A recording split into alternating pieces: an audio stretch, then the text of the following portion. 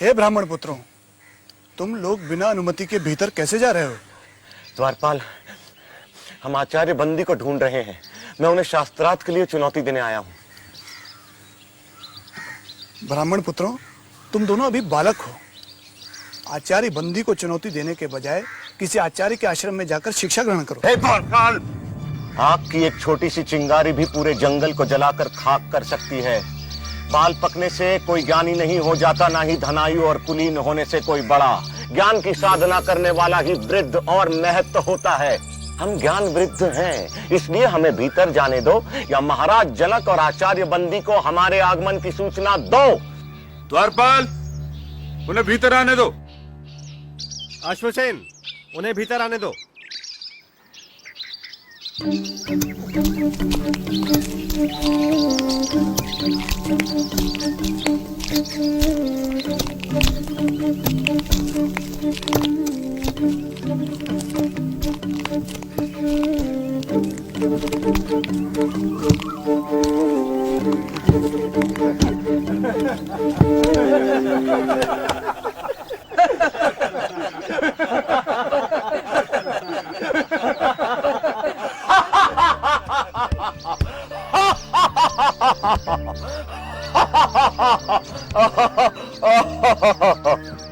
ब्राह्मण देवता, आप सभा को देखकर इस तरह क्यों हंस रहे हैं? महाराज, मैं तो ये सोचकर यहाँ आया था कि जनक की सभा में आकर इन विद्वानों के बीच मैं आचार्य बंदी को शास्त्रार्थ के लिए चुनौती दूंगा, लेकिन यहाँ आकर मुझे लगा कि ये तो मूर्खों की सभा है। राजन, मैंने अपने हंसने का कारण तो बता दिया। अब आप अपने मूर्ख विद्वानों से पूछे कि वे किस पर हंसे, मुझ पर या उस कुम्हार पर जिसने मुझे बनाया? पूछो किस पर हंसे ये सब।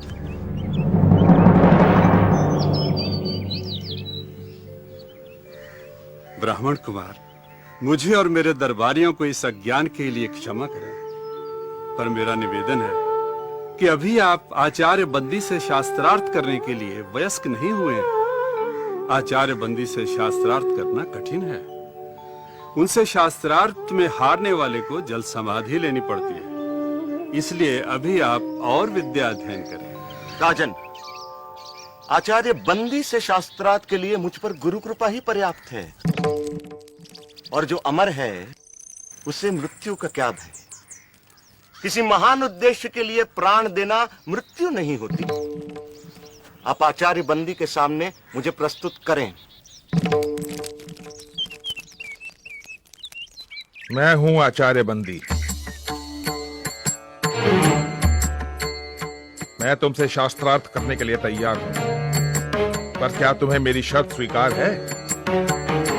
एक ही बात बार बार कहे, आप हमें भयभीत करने की नाकाम कोशिश क्यों कर रहे हैं? चाहो तो तुम दोनों एक साथ मेरे साथ शास्त्रार्थ कर सकते हो। मैं एक हूं और एक ही आपसे शास्त्रार्थ करूंगा।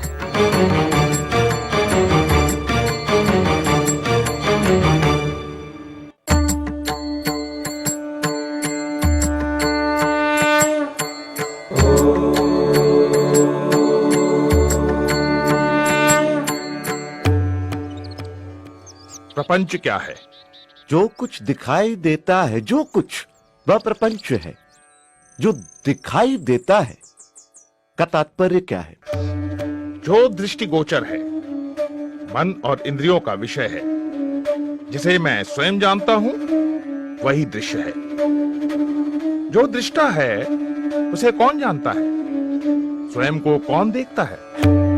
उस स्वयं, उस आत्म को देखने के लिए किसी की सहायता की जरूरत नहीं पड़ती। जैसे सूर्य को प्रकाश के लिए दिए की जरूरत नहीं पड़ती, वह स्वयं प्रकाशमान है।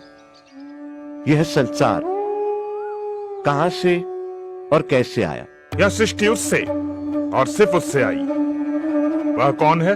वह ब्रह्म है, वह ईश्वर है। वही अपनी माया से इस संसार को रचता है। वह ही रचनाकार, पालक और इस जगत का संहारक है। ब्रह्म इस संसार की रचना, पालन और संहार कैसे करता है। जिस प्रकार मकड़ी अपने जाल की रचना करती है, उसी में विचरण करती है और फिर उसी को निगल जाती है, उसी प्रकार ईश्वर संसार की रचना, पालन और संहार करता है। जीव क्या है? जीव आत्मा है। वह निर्विकार स्वयं है, परंतु अविद्या के प्रभाव में आकर वह स्वयं को मन और शरीर समझ बैठता है।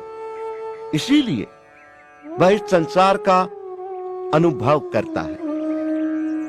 अविद्या क्या है? अनात्मा को आत्मा समझना, निर्विकार को विकार युक्त समझना और इस संसार को ही सच समझना अविद्या है। तो विद्या क्या है? आत्म का ज्ञान विद्या है। सा विद्या या विमुक्त है, वह जो हमें सारे दुखों, पीड़ाओं, बंधनों, अज्ञान, प्रतियोगिताओं, भ्रम और भ्रामक कल्पनाओं से मुक्ति दिलाए, वह विद्या है। जो हमें द्वैत के भाव से, हम दो हैं के विचार से, अलगाव के विचार से, तुम और मैं के भेद से मुक्ति दिलाए, वह विद्या है। विद्या दृष्टि देती है, जिससे मनुष्य अपने ब्रह्म रूप को पहचान सके। साधो साधो साधो। ब्रह्म को जानने की प्रक्रिया क्या है? उसे जानने के दो मार्ग हैं। पहला मार्ग यह जानना कि ब्रह्म क्या नहीं है। जो ब्रह्म नहीं है उसका निषेध करना, सब नाम, रूप, गुण, सदोष और परिवर्तनशील वस्तु का निषेध कर निर्विकार को जानना। दूसरा मार्ग सत्य जैसा है उसे वैसा ही पहचानना। वह अस्तित्व रूप है, उसके बिना संसार का अस्तित्व ही नहीं है। वह ब्रह्म ही था, वह ब्रह्म ही है, इसलिए मैं ब्रह्म हूं, तुम ब्रह्म हो, हम सब ब्रह्म ही हैं, इसलिए सारा संसार ब्रह्म है। साधो साधो साधो। ब्रह्म को कैसे जाना जा सकता है? ब्रह्म को सही सामाजिक व्यवहार, आध्यात्मिक चिंतन, ध्यान पूर्वक सुनने, नित्य अनुभवों पर विचार करने और निष्कर्षों पर मनन करने तथा समाधि में जाकर जाना जा सकता है। ब्रह्म ज्ञानी के लक्षण क्या हैं? यदि कोई दावा करता है कि उसने ब्रह्म को जान लिया है, तो वो ब्रह्म को नहीं जानता। ब्रह्म को जानने के साथ ही ब्रह्म को जानने का अहंकार मिट जाता है। क्या उसे तर्क से जाना जा सकता है? नहीं, परंतु तर्क सहायक हो सकता है। क्या उसे प्रार्थना और भक्ति से जाना जा सकता है? नहीं, किंतु प्रार्थना और भक्ति सहायक हो सकती है। क्या उसे योग व मनन से जाना जा सकता है? नहीं, परंतु योग व मनन सहायक हो सकते हैं। शास्त्रार्थ का अंत होता दिखाई नहीं दे रहा था। दोनों एक दूसरे पर भारी पड़ रहे थे कि अचानक बंदी निरुत्तर हो गए। आचार्य, उत्तर दें। आचार्य, उत्तर दें। अष्टावक्र की जय। अष्टावक्र की जय।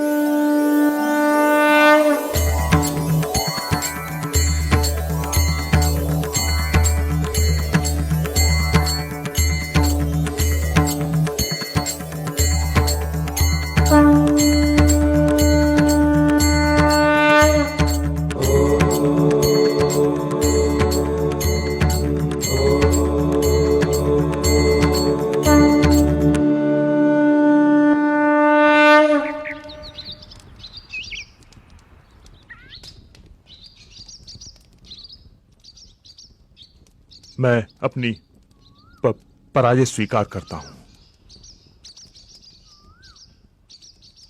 मैं जल समाधि लेने के लिए तैयार हूं।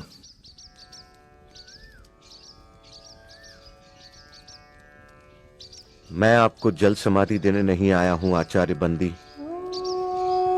याद होगा आप सबको कि आचार्य बंदी के अभिमान के कारण और इस प्रथा के कारण कितने निर्दोष विद्वानों की जान गई। आचार्य बंदी, याद करें आचार्य काहोड को।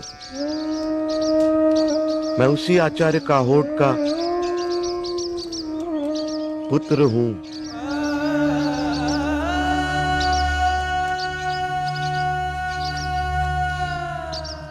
आज मैं विजयी हूं, आप पराजित। मैं चाहूं तो आपको जल समाधि दे सकता हूं, परंतु मैं ऐसा नहीं करूंगा आचार्य बंदी।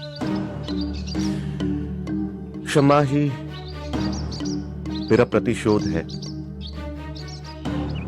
मैं आपको क्षमा करता हूं आचार्य बंदी।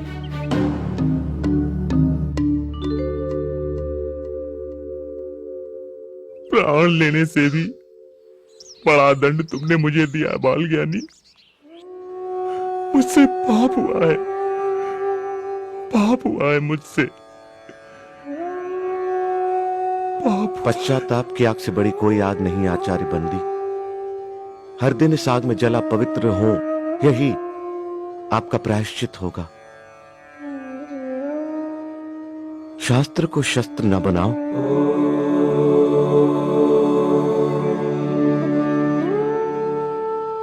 महाराज, शास्त्र जीवन का विकास करते हैं, शस्त्र जीवन का विनाश। जितना पुराना है हिमालय, जितनी पुरानी है गंगा, उतना ही पुराना है ये सत्य। हिंसा से कभी किसी ने किसी को नहीं जीता।